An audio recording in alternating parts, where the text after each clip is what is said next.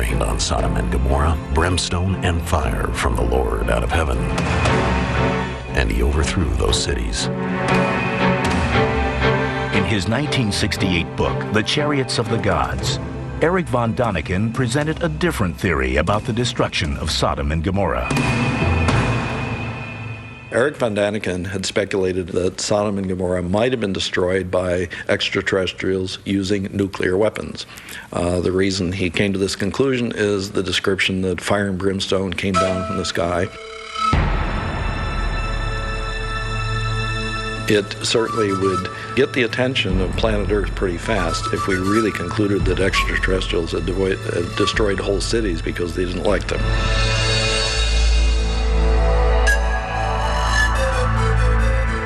However, there are other theories about the destruction of these cities.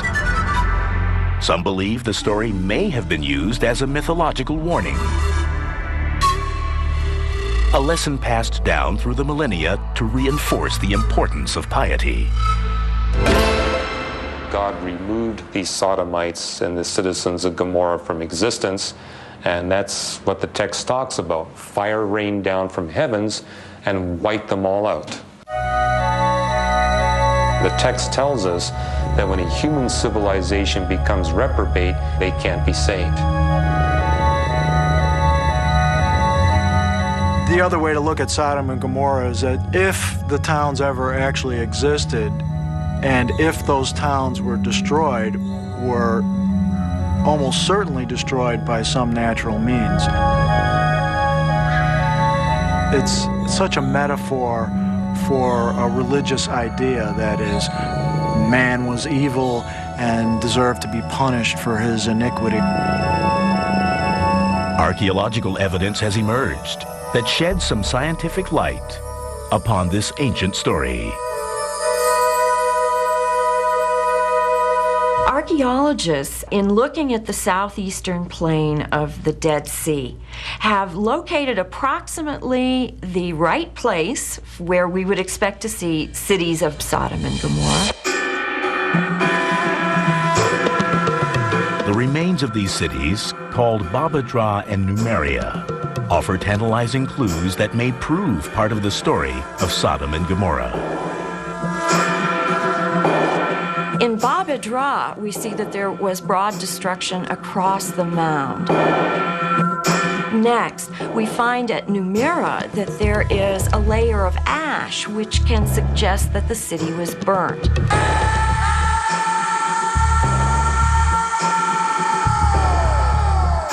But the cause of their destruction still cannot be scientifically proven. And therefore, what or who caused it remains open to speculation.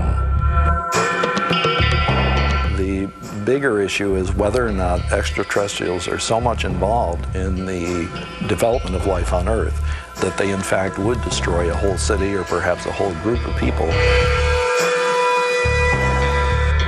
That the biblical God or angels were really UFOs from another planet may be a radical idea. But it's possible that modern-day theorists aren't the first ones to suppose this extraterrestrial angle. In the 15th century, artwork portraying biblical scenes began to emerge, with mysterious saucer-shaped objects seeming to hover in the sky.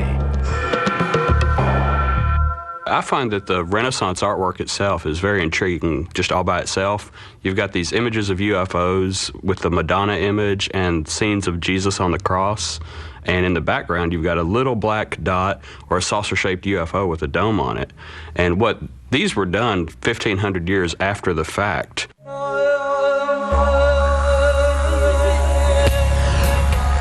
It's a matter of a Rorschach test for the observer.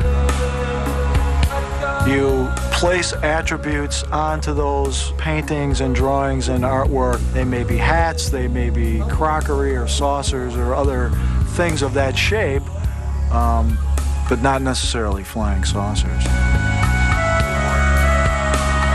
But more and more, people seem to believe that UFOs are real and are alien. Even organized religion hasn't completely closed the book on the extraterrestrial possibility. The Vatican has made a statement that said that they are not to be feared and not to be demonized. Monsignor Corrado Balducci, who's a consultant to the Vatican, has been on Italian television several times saying that he believes UFOs are real and that they are extraterrestrial. If these theories are proven true, what might the future hold for Western religion?